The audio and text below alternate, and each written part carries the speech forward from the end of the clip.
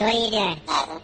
Nothing? Why not? I'm trying to get on this Lifestyle Radio website. Sounds like a cool website. Yeah, it's alright. Oh, wait, I might have it. You might have it. You're listening to Lifestyle Radio. The opinions expressed during this show are those of the individual participants and do not necessarily reflect the opinions of their associated organizations or Lifestyle Radio.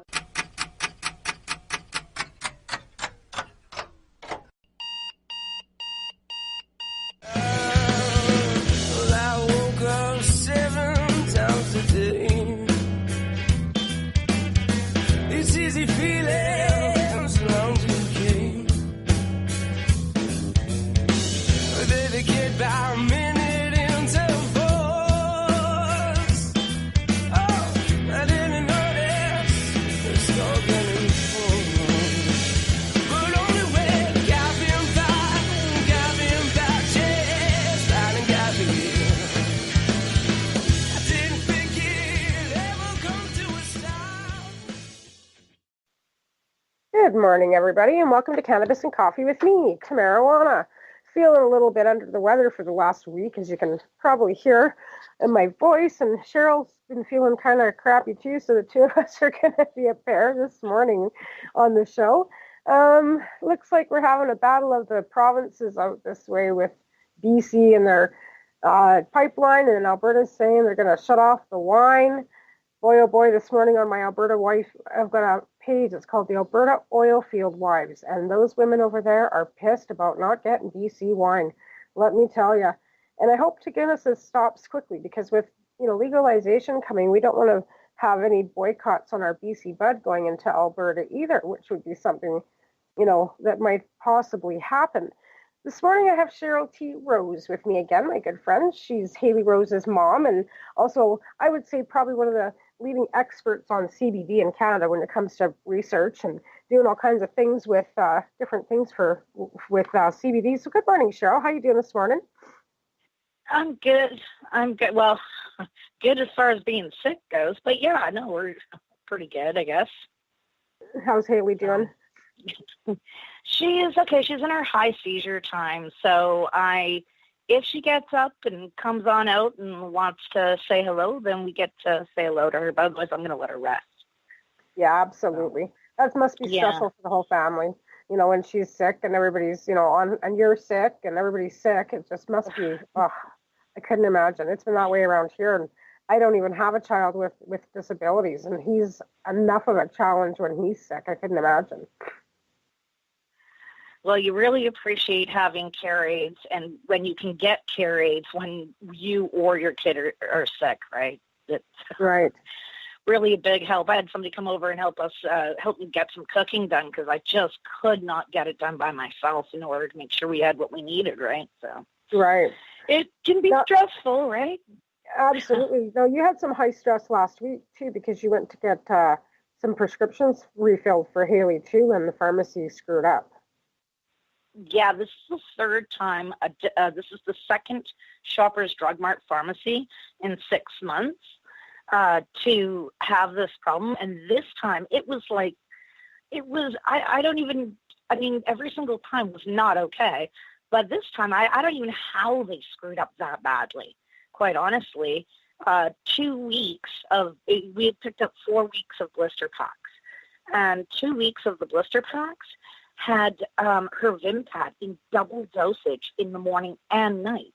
And then in 1 week of them, there was no Lamictal in her morning dosing at all in any of, in an entire week. And the fourth pack was the only one that was right. And I'm just how do you mess that up? How do you mess that up? Right? And it's not the first time. And so when you've got a large franchise like Shoppers Drug Mart, and that's one thing. But when you have two pharmacies that are part of the same franchise that both have massive errors, the first time she was given a drug that she wasn't prescribed in her blister packs along with all her other meds, and that was in July, and then in November she was completely missing her Vimpat nighttime dosage. And the thing is that my daughter, for every medication that's in there currently, she's been on that for over a year now. or approximately a year. She's been on those exact same dosages. So it's not like there was a quick medication change and that's why it happened or anything like that. This is a consistent, prescriptions that are always done. So I really don't understand how that can happen. And it makes you think that it actually has to do something with the actual overhead company in something they're doing or not doing in keeping that transparency and holding their own smaller stores accountable. Well, it doesn't make you very confident in the fact that they've, signed a deal with Tilray to take care of the medical marijuana side of things either, right? Like, if they can't even keep their pharmaceuticals straight, how are they going to be able, and then they're going to be throwing out, 10,000 new strains thrown at them, never mind the, millions of pharmaceuticals they've got. Like, how do they plan on, you have to wonder how they plan on educating those pharmacists to be able to handle, I don't right? know. I don't know. I do not have a clue. That's what I first looked to, and I'm like, are you kidding me? And they're going to be distributing cannabis? Right. But like I said, because of the issue you've had their main job.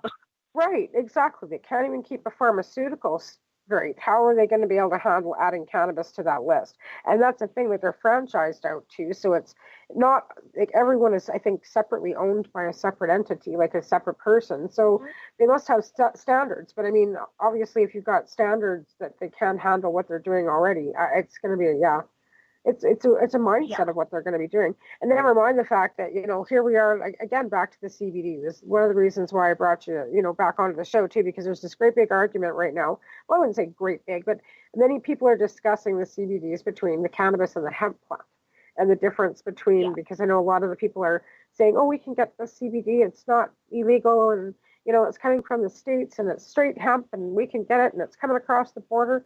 We need to find out some truths on this. So you being the person that I always go to when it comes to CBD education, what are we hearing here? Like, is this, what do you think?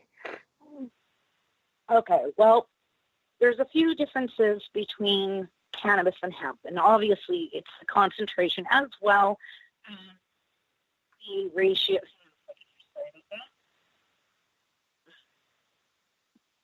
Okay, sorry, I had phone calls.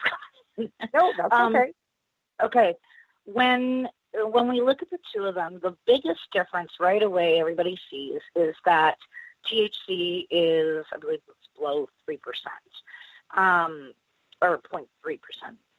So it's extremely low in comparison to cannabis. Now, also the concentration of the cannabinoids and that in hemp are much lower. So when we look at how would you use hemp as medicine, well, first off, you need to be sure that it is being grown properly, because you obviously, same as cannabis, you want to make sure that plant is clean when you get it. You don't have any extra chemicals in it. It has to be grown properly when it's being used for medicine, right? We're not talking about, how they're growing it for, the stock for clothing, for whatever. But when it's grown for that, it does have to be grown properly. So what happens is, say I have hemp and I want to make a medicine for Haley out of it. I'm going to take a lot of hemp, like way more than the cannabis, and I'm going to either dry sift it or extract it off of it. And so you do need a lot more to get that concentration. Now, if the plant is grown properly and clean, you're not going to be as worried about you're not going to have that worry of, oh no, are these chemicals in it? And that is one concern that I've heard time and time again.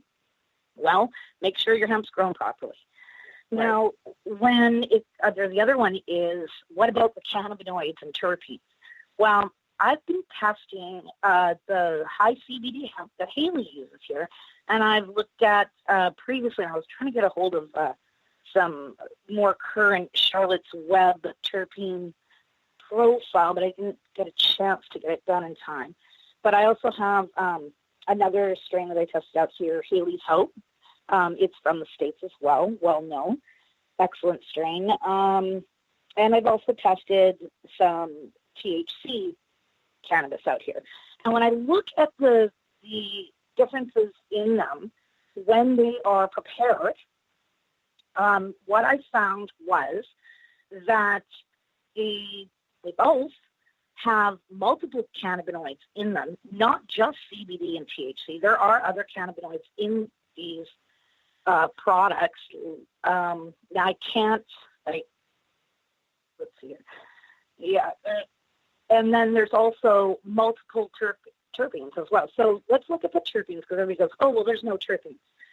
Okay, I'm looking at them, and I'm finding them in comparison equal to the THC strain, but they're different terpenes and profiles. So I'm going to say 3 different amounts to you, and I want you to tell me if you can tell. This is the same terpene I looked at from all of them, and I could even use the highest, just using the numbers of what came out in the highest concentration in 3 different Haley's Hope, THC, and a high CBD strain of hemp that I use here. Right. And when we look at it, I'll give you some numbers. 0.89, 0.47, and 0.84. Can you tell me which one came from a hemp plant? Or if we go with the 3 highest, we would have 0.89, 0.84, and a 0.72. So when I'm looking at that, I go, okay, can you tell me which one is the hemp? Well, you can't, because they're all comparable. And quite honestly, the one that actually came out with the highest of this one particular terpene was actually the CBD I had here. And then the second was the Haley's Hope, and the THC had the lowest. But that was of one terpene. When I look at those 3 profiles and I go, well, let's just look at the numbers and pick the highest one, right? Okay, what's the highest concentration? Still, the cannabis one had lower. So it really doesn't, when you get it finished in your,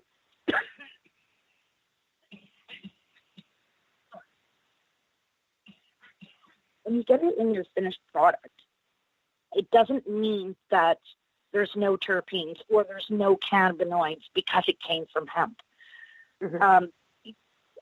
Right? That isn't necessarily true. Now, there may be different amounts. For instance, the preparation that was done with cannabis only had 7 terpenes present. The CBD that I use in this particular prep, because different preps will give you back different profiles, slightly different, right? When we had like 10, and the Haley's Hope had 16. Now, in a different preparation, it may have the CBD that I use might have more terpenes because they weren't lost in the extraction method. So I don't know if that really answers it for you, but it all comes back to the real main differences that I'm seeing when I look at these tests is showing me that it has to do with what your finished product is, will tell you. Right? All of these products, I had done the math, so they were all 21.1 milligrams of the highest cannabinoid in them. So the CBD and the Haley's Hope were 21.1, and the high THC was 21 milligrams too. So all the numbers that I read off to you are all relevant if they were all the same type of concentration. Right. Right. So Does basically, you that make can. Well, it does get a bit confusing, right? Because I mean, like I said, there is a lot of difference, but they're the same. But like you said prior, you'd have to use more hemp product than you would cannabis, right? Like CBD strain, because of the lower markers. Now, in some hemp too, you don't have your CBHs and your CBGs, where with the high CBD strain in cannabis, you have all those markers, right? Yeah. So, and you do like it. Okay, in the different. If I had, say, a Charlotte's Web, and I had my high CBD, well, hemp that I'm using. Well, I saw some test results of some Charlotte's Web that was grown in Canada, or it's supposed to be Charlotte's Web, that came out 161 milligrams CBD and 7.2 or 7.4. Sorry, my memory is kind of off on that one. of THC. So it came out a really nice ratio Right. of it. And that's 1 gram of bud. Well, how much? I mean, I'm looking at dry sift of my CBD to get those same type of a number, but I took a lot of dry sift to get that, right? So you need a lot more hemp in order to get that same type of profile. So when you grow cannabis, it is actually more cost effective if you have that type of ratio, because you're using less product to, you have to grow less in order to get that sort of thing. Right. But again, where are the other cannabinoids in the differences in those profiles? Where are the other terpenes? There are terpenes and cannabinoids in hemp. And that is something that a lot of people forget, is that there is. It's just they as well are in low concentration. Right. So only through the extraction processes are you really going to get them in the higher numbers. And it, again, has to be grown properly. Right. Right. At least that's what the tests are telling me. So I'm just telling you what I'm reading. Right. Right. Well, I mean, that's the thing with having Haley, you've had, years of having to try different things to try and, get her evened out between the pharmaceuticals that she takes and the cannabis that she takes. It's a struggle to try and find something that's going to keep the markers that she needs, because I think there's some misconception out there too that you don't need any THC.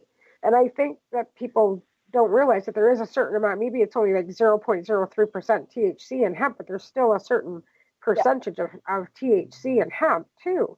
It's not as high concentrate, of course, but you still need that. You still have, and that's one thing I wanted to, get across to people that are battling cancer. You need THC to battle cancer. Like a straight 99% CBD is not going to be totally effective for battling cancer, from my understanding. No. Epilepsy and other things, yes, you want the high strain of CBD, MS, joint pain, muscle spasms, fibromyalgia. Right. Depends on the individual person. If you know what I mean? Like everybody's different. So you might need more of this, a CBD, than somebody else might need more THC. But I think the government's under the misconception of capping THC. It's going to be a cure, like that's going to be good for everybody, and that's not. Oh God, no. Even as a medicine, that's not a smart move. No, not at all. And the thing is with oil too. Like if you're capping it out at 3% THC, what garbage filler are you using to bring down that 28? Because if the plant's 28%, and you go ahead and extract it down, the oil's still at 28%. So you have to bring it down to 3%. What kind of crap are you putting into that oil to bring it down? But I guess on that note, we have to take a little bit of a break. So I'm going to thank my sponsors, who are 12 High Chicks.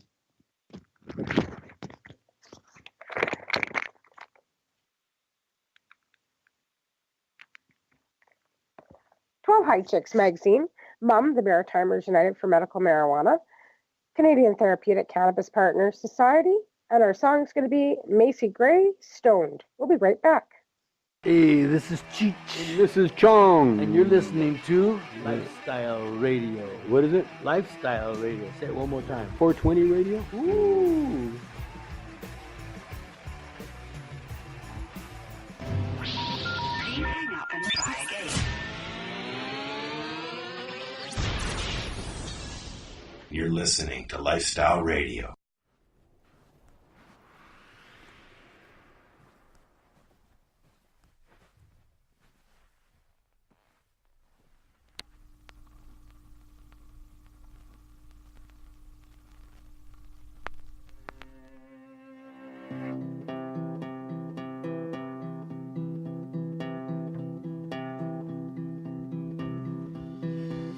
I made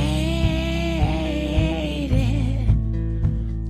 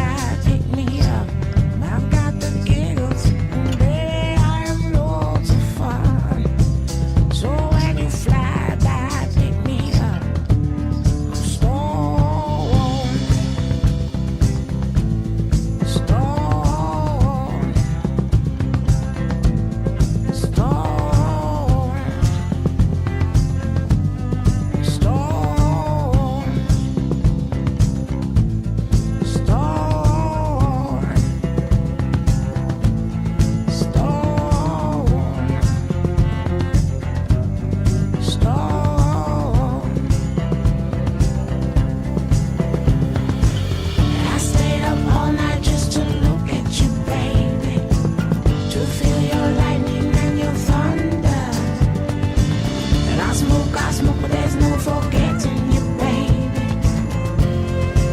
Isn't that a wonder? I wonder, where were you last night? I was waiting for you, you.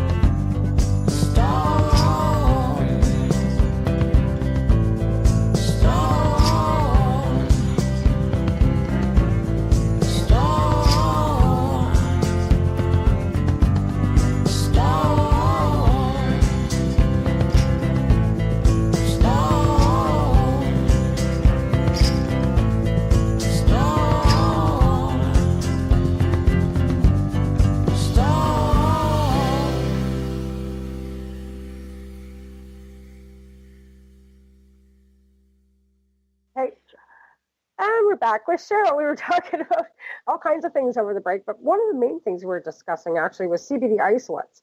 And Al was saying how he tried, putting that into his shadowizer, and it kind of just took the edge off, but didn't really, do what he needed for him to do. And how we're talking about how it's different because there's no terpenes in isolate, right, Cheryl? No terpenes and no cannabinoids other than the CBD in the isolate, as to my knowledge.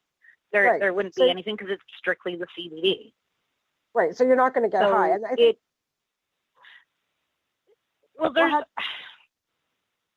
I'm sorry. No, like I said, you're not going to get high off the CBD, right? With no cannabinoid, no THC, and nothing straight CBD. Yeah, there's no high, and that's the hype that everybody's pushing out there. Is you're going to be able to use this stuff, you're going to get the same effect that you get off cannabis, but you're not going to be high.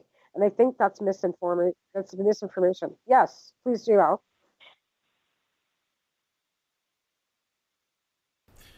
As we were talking about on the break, I've tried the CBD isolate in my shadowizer, and I've also tried it on a dab rig. And it's as far as getting any relief of swelling and things like that, and pain relief, yes. You're not going to get any high from it, but if you smoke enough of it, you're going to go nappy. Right. That's really all I wanted to say. Yeah. Right. Okay. Here's the way I look at it. Okay, so we have our hemp, and we have our high CBD hemp, we have our high CBD cannabis, we have our CBD isolate. Now, all your different high CBD hemp strains or high CBD cannabis strains, you look at them, they all have different cannabinoids, different terpenes. So even though they could even be the same ratio of CBD and THC, they may not be equal, and you may get a different effect from it. So say you try one and it doesn't give you what you need, or something's not quite right, you try a different one and it's a little closer but not quite right, and then you try an isolate.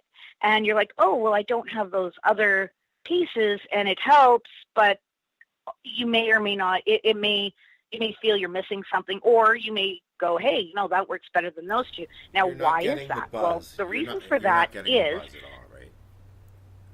the reason for that is if I'm looking at, now I'm talking about strictly like a high CBD hemp or a high CBD cannabis that has very low THC.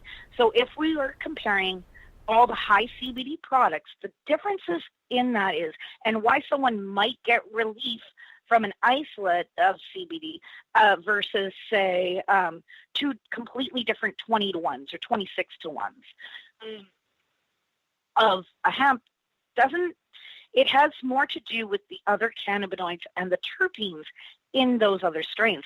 They may be different, but they may have similar features in them. And typically they do have some similar features, but not all the same. Now, that might be a cannabinoid that your body doesn't really like, or a terpene that your body doesn't like that's more present in one of those high CBD strains than the other.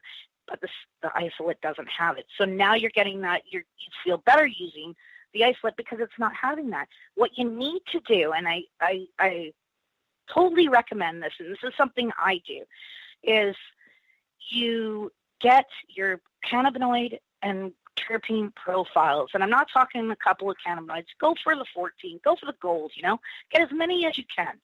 And the terpene profiles. And when you're trying these different things, look at that. Look at them and look at the comparisons between your cannabinoids and your terpenes. Which one is working better for you? It could come down to that. It might not even have to do with the ratio. It could have to do with the other cannabinoids, or it could be a ratio. Somebody, like for Haley, I couldn't just go give her high CBD isolate. Are you kidding me? No way. I give her that. She's not getting her THCV, her THC, her, CBG, CBN, CBDV. She's not getting the other things that I find and the different terpenes that I find in her strain. Some children, maybe they need a 10-to-1 or a 15-to-1 or a 20 or a 26, or they need that isolate. It's really individual. And unfortunately, there isn't enough research yet in this. And this is something that needs to get out and people need to look for it, because unfortunately we are still our own doctors when it comes to this. We need to do that research because our doctors don't necessarily know. There are maybe a few out there, but they're a handful compared to the amount that's actually needed to be looking at this. So those are things I look for when a patient goes, oh, well, this one didn't work. Well, first we look at the ratio.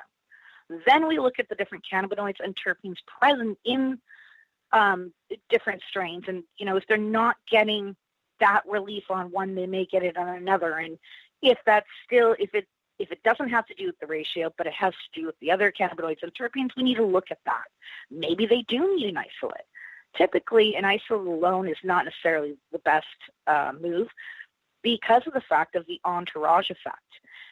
But without there being that research out there, it's really hard, to find a whole whack load, to compare properly and go, hey, you know what? I really need this terpene. So I'm looking for something more dominant in that terpene and those cannabinoids. Oh, there's 6 different types. Okay, well, and they're all the same ratio and they have certain things that I'm looking for. Okay, well, I'm going to try this one, and this one. And if they don't work, then I'm going to try these next 3 because I know that these 6, but we're not there yet. That type of information isn't as fluid as it should be amongst doctors, patients, and it's definitely not the LP system. So that's kind of where I stand that on brings that. in labeling. That brings in labeling. Okay, once we get into this recreational market, and now that these CBDs are, being put out on pet store shelves, because like I said to you over the break, you can go down to Pet Shop and buy some CBD, whatever, for your pet. I'm going to go look because I don't believe that they actually have that listed with how many CBD, CBH, CBN, CBAV. You know what I mean? If that has to be listed, they don't. On a some label, of them use. I ran into some that use isolate, and then I ran into some that just use a specific one, and all they say is the CBD, and I'm like, and they're like, oh, well, there's no THC, and I'm like, well, are you sure? Did you use an isolate, or how did you get no THC, but you're telling me it's hemp? Are you telling me you used an isolate, or are you telling me that it's just so low? Or is it non-active, right? Because there's and that's another question. Too, right? Oh my God. Right. Because so, and there isn't. Another I've been getting several people contacting me going, we want CBDA, we want THCA. Now, and they want strains. They want one person is looking for a 2-to-1 CBDA to THCA. And if anybody out there has access to it, please contact us. They're adding that in with their regular high CBD medicine for their son who has Lennox-Gastaut syndrome. If there is anybody out there who has access to that in CBDA or in the acidic form of that ratio, please get a hold of us. Just thought I'd throw that out there. But we get that a lot, that people are looking for this sort of thing, right? And there's not a lot of it's not research being readily done on this available. anywhere. Now, are they doing any research No. in the States that you know of, comparably to what they're doing up here? Like, I know Dr. Hornsby, like you work with Dr. Hornsby, you guys are doing your own kind of stuff, but Yeah. is there any research being done in, like, the legalized states like Denver or Oregon or anywhere down there? Well, as far as I understand, there is, but it seems to kind of, companies tend to, and I see it here as well, like they'll go, oh, we're going to do research, but it's only one company doing research on their strains. What we like to see is the transparency between different ones. I mean, now in the States, you can get access to all, the different kinds of testings much easier than you can here. I mean, there is a few LPs that are putting them out, and they're slowly coming out on putting more information out. But, it's still not the way it should be. The research is still being done at the LP level, right? Like, it's still the licensed producer just testing their own product and putting it out. So you're not comparing it to I want anybody to see else's product. 5 different LPs with similar products test.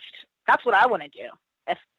I would happily work on something like that. I would love to do that, because if we got 4 LPs with 20 to 1s and they're all different strains, their profiles are going to be different. Well, let's look at that.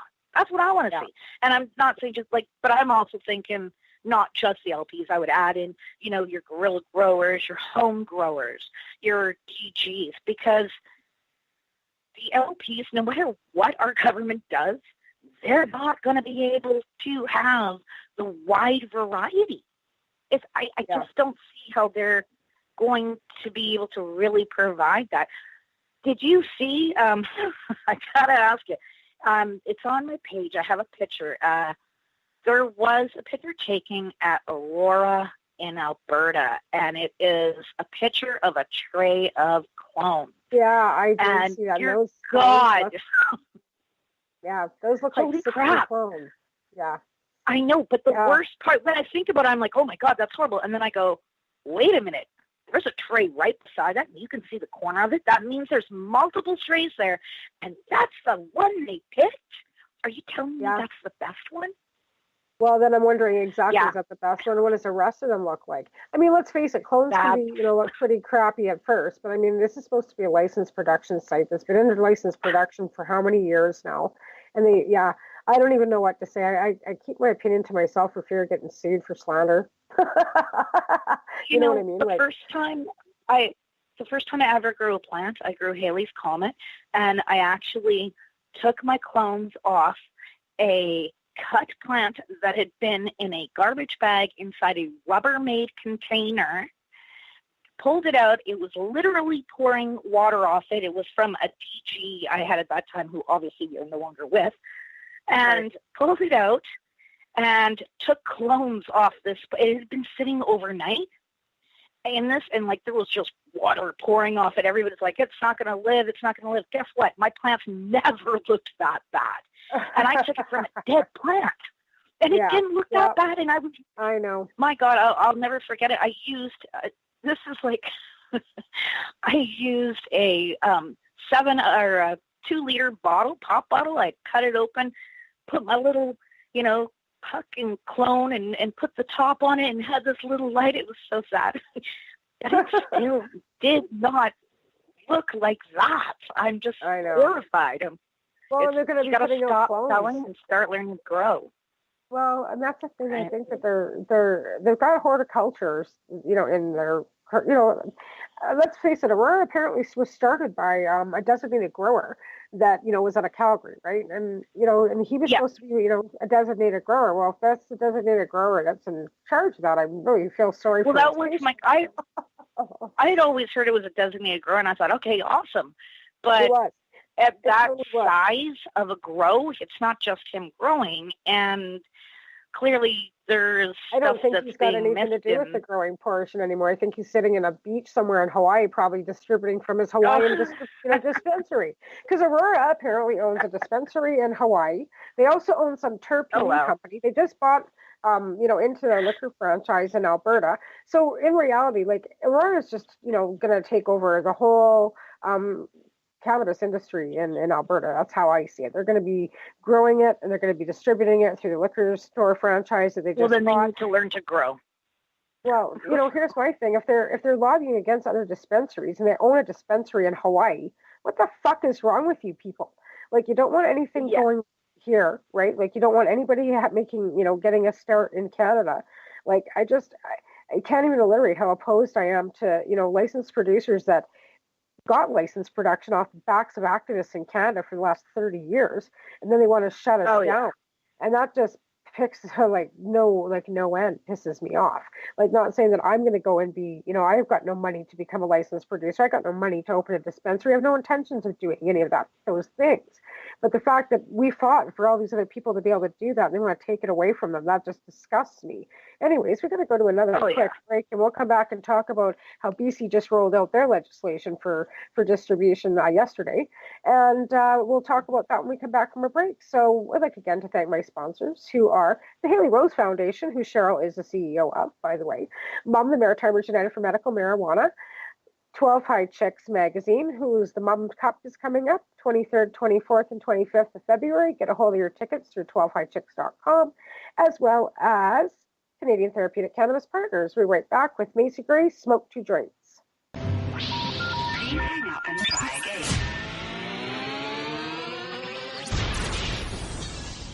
You're listening to Lifestyle Radio.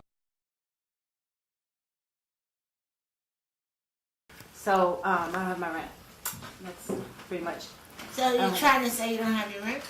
You never have your rent. Why are you even talking? Why you always wearing my man beaters? And I'm tired of you taking my sock.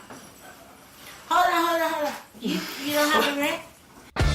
She was living in a single room with 3 other individuals. One of them was a male and the other two were females. God only knows what they were up to in there. And furthermore, Susan, I wouldn't be the least bit surprised to learn that all 4 of them habitually smokes marijuana cigarettes, reefers that is. I smoke 2 joints in the morning. I smoke 2 joints at night. I smoke 2 joints in the afternoon. It makes me feel alright. I smoke 2 joints in time of peace, into a time of war. I smoke 2 joints before I smoke 2 joints, and then I smoke 2 more.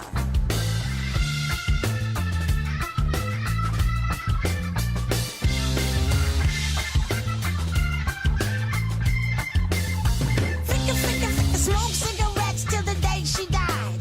Took a big slip of something good to myself. Yeah. Smoke 2 cigarettes the day she died. Ficka. Is he anywhere you ever caught stepping? Hell no. Ficka. Ficka.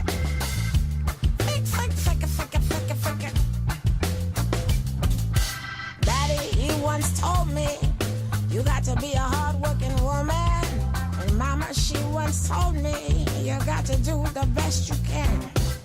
But then one day, I met a man who came to me and said, hard work good, hard work fine, but first take care of him.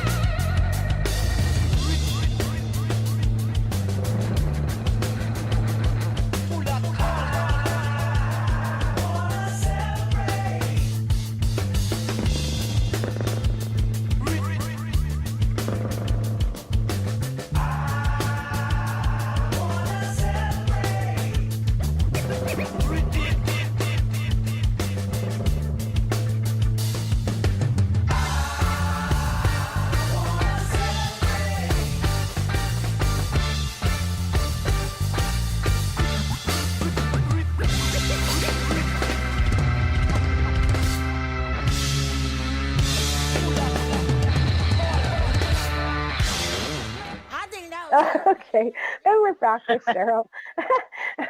Talking a little bit about, PPLs and designated growers and all kinds of, where we're heading in the future, I guess, is what we've been kind of looking at, and where you figure we're going to be heading. And I'm just not sure where we're heading. Like, I see that Trudeau's now pushing a couple members of parliament to go into Senate to kind of push through the bill. So I don't see that not going through. Distribution, I guess, because BC's just rolled out their distribution level. And of course, it's kind of the way we thought it would be. There'll be, some private distribution. There'll be microcrafting. There'll be no farm to distribution. They'll all be through an LBD, which is a liquor store model, but won't be shelf to shelf with alcohol. It'll be private, like different stores set aside from liquor stores. But in reality, it's still going to leave dispensaries that are already existing having to go through a realm of getting licensing. It depends on the municipality, of course. If the municipality is okay with you having a store, they will, go ahead with licensing. But, disheartening enough, I think a business license in Vancouver for a dispensary, I heard, was $30,000 a year. So I can't imagine what the federal or the provincial government might put on for application fees and licensing fees, because we all know the government's really good at, cash cowing the hell out of us. And if they can make money off marijuana, they're going to. So, the no taxation or the dollar per taxation, but what are the business licensing? What do you think that's going to look like, Cheryl? Do you think they're going to nail the heck out of them too, like they are in Vancouver? Oh, yeah. Yeah, it looks that way. I mean, when you look at the different regulations, there's a couple things in what they're looking at doing that are, I've been looking at the federal and then the provincial. There's a lot of crossovers, and I don't know. They're going to tax and they're going to ding licensing fees like there's no tomorrow. I can't even imagine that we're going to be able to get grams for $5 or less, which is really what we should be paying. Yeah, absolutely. Right? Absolutely. Well, like I said, they keep thinking this is going to, take out the black market, and I think it's not really going to do much. I mean, it'll affect some people, but then, I see an article this morning where the Hells Angels are helping people get licensing, and I'm thinking, well, why not? Like, they're people too. Like, whether you like them or not, like, I don't know what to say, like, I mean, some of them have medical need too, I guess, just, Yeah. But it's so disheartening, right? But like I said, there's not going to be, I don't know, like I said, if they're going to be putting huge licensing fees on it, that means that people that don't have any money are still left out of the loop, which is fine for some people that don't. Like I said, for me, it was never a part of being part of the industry. It was being part of the change. So for me, I don't I don't care. Like, I'm not going to be running out to open a dispensary. I was at one point in time thought about it, but I don't need the headache and I don't have the money. Like, if I'm going to need a $30,000 a year licensing fee, like just for getting the door open, like keeping product on the shelves, like you're going to have an unlimited bank account, let's face it. And you'll be making the money back. Like, don't get me wrong. The marijuana is going to move and people are going to be making money hand over fist off it. I don't dispute that. But it's not going to be, I think, as readily as much of a green rush as everybody's thinking it is. Yeah, it's going to be costly. It's going to be costly to do it. And for me, part of the reason why, huge reason why we got rid of our DG years ago was because, and I found this with other people as well, and that they want to grow a strain a certain way. Now, that's cool and all, but if you're going to, for Haley's Comet grown indoors, it's an 8-week strain. But some like to push it to 9 just to get that extra. Well, now my ratio's off because it starts going the other direction, right? I mean, it builds up with a CBD, and then all of a sudden it starts to deteriorate down. And just after week 9, we're hurrying, right? It's time for it to try to breed itself. So for me, it's like I can't see, I have never found yet to this date an LP that is able to provide what I need. Even grow it. Like I couldn't say, here, grow my strain for my daughter. Are you kidding me? There's no way that's going to happen. Not with everything I'm seeing. They don't have the transparency or the they're not growing stably. They're not, they're overgrowing, they're undergrowing. Their products have pesticides. Good Lord, the list goes on. I need it grown a certain way. They can't provide that. No, I can't lose my right. And if I lose my right, well, then I'm forced to break the law again. Like, that's how I started this, was I broke the law to give my daughter cannabis because nobody would sign for her. Saved her life. Am I going to have to do that again? Are you going to take away my right? So now after 10 years of fighting for it and making it 10 years past her life expectancy this May, a decade.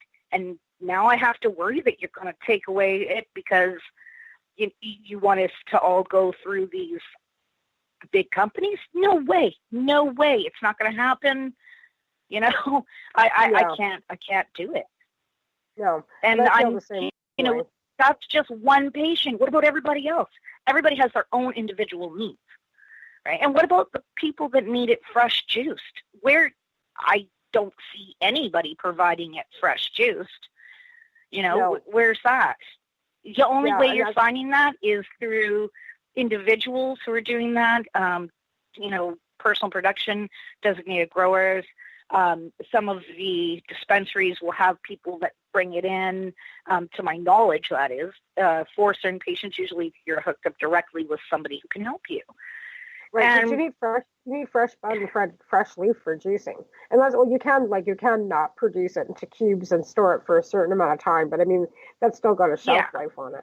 Like, and then your little cubes. Yeah, but it has a shelf life. So I know that's one thing I really noticed. I went into the weeds warehouse when I was in Vancouver, and boy, do they have an operation.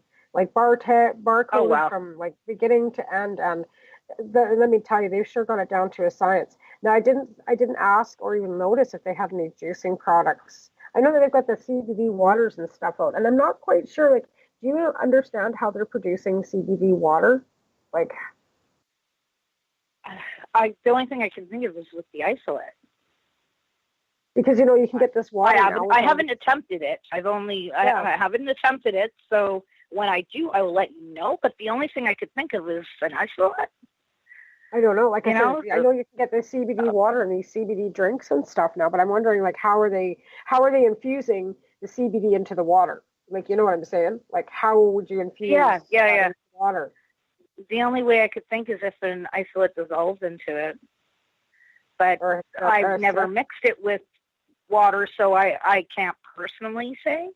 I'm just guessing here. You see the water in the bottles, and it's all clear, because, I mean, you wouldn't even be using a sift with it, because it would be cloudy then, right?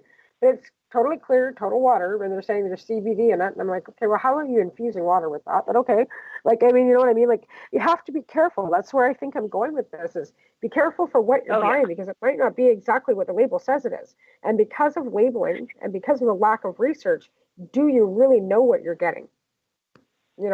Exactly. Are they testing their finished product? Is there any separation that's happening? Does the label say shake? And if it does, there's a reason for it, right? Like, do people know? Do they know? That's the thing, right? And the only way that's ever going to happen is through more research. And again, I don't even know how they're going to do that with these big companies only researching their own individual product.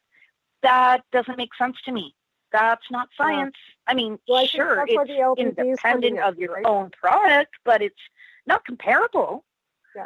Right? Where's the comparable, right? Where's my third-party labs? Right? Well, that will be the LBD now, right? Because they're going to have everything go from the license into the LBD. Are they even going to be able to handle that? Like, I don't know. I know. Like I said, it's a huge undertaking, because I don't think that the government's really understanding how many strains there are out there and how many different and they're being bred all the time, like, right.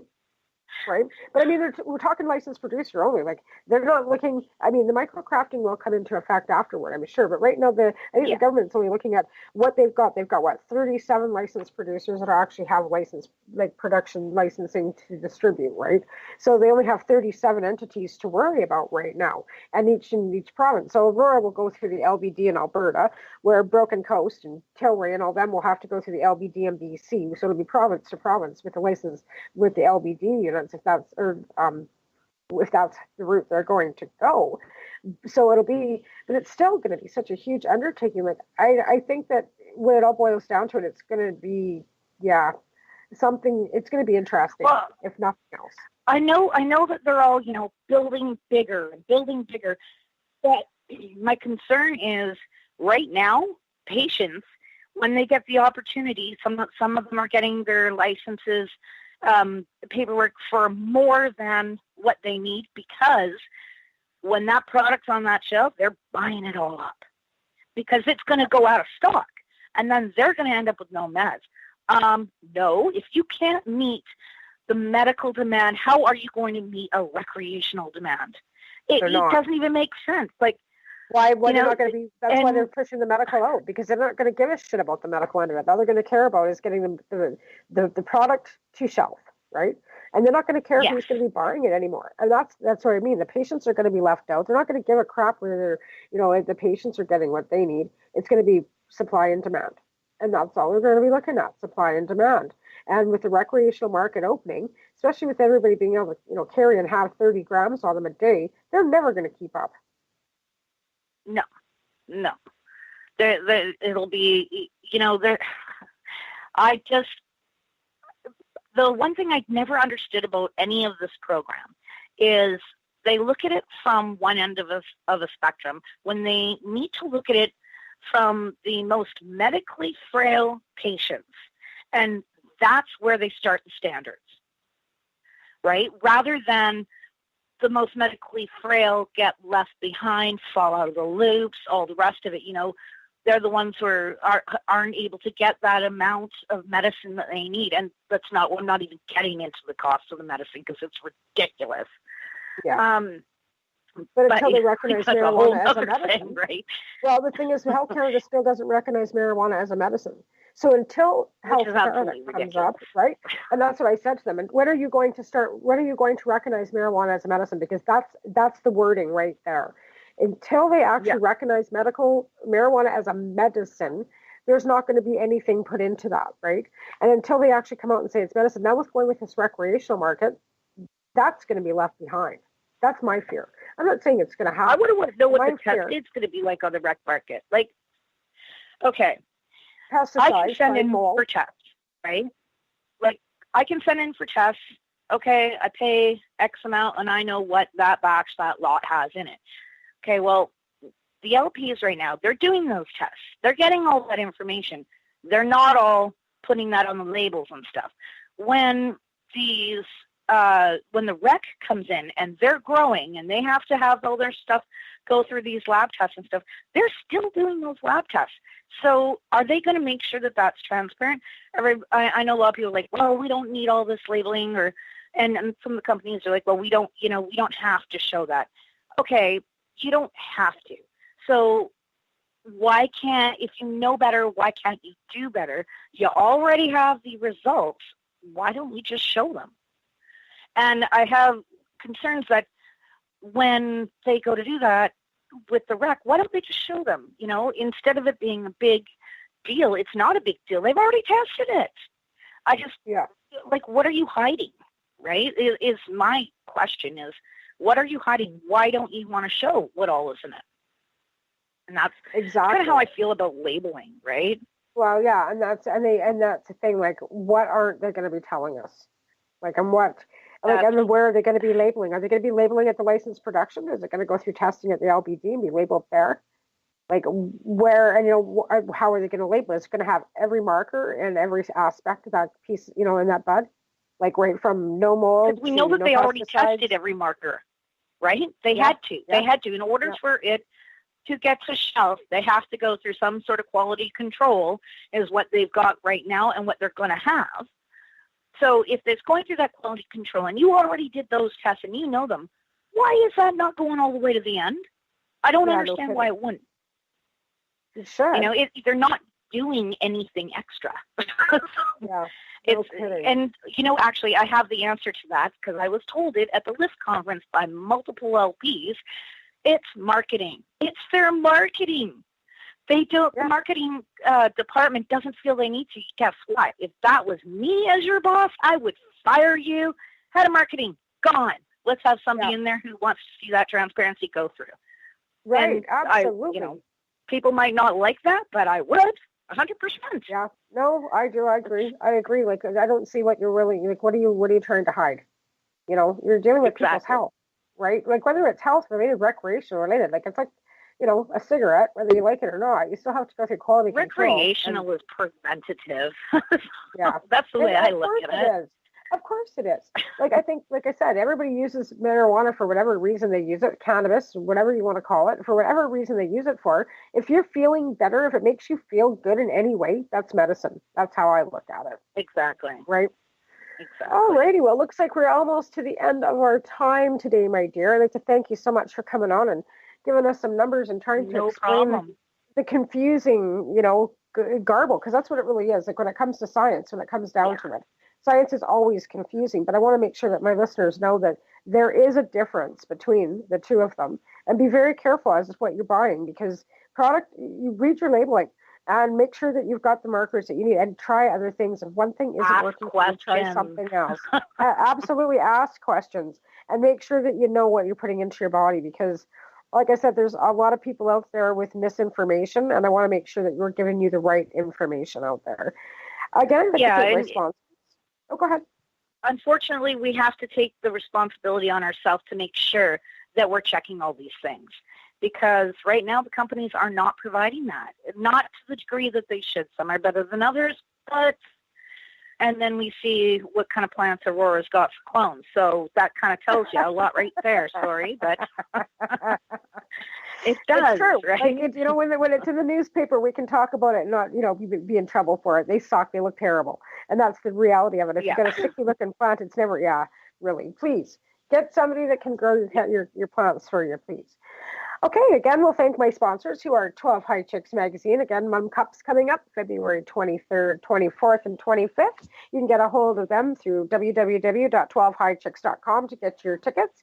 They're doing an online and live stream in very inclusive cups, so try and be a part of that. It's going to be great. Again, Mum, Maritimers United for Medical Marijuana, Canadian Therapeutic Cannabis Partners Society, and the Haley Rose Foundation.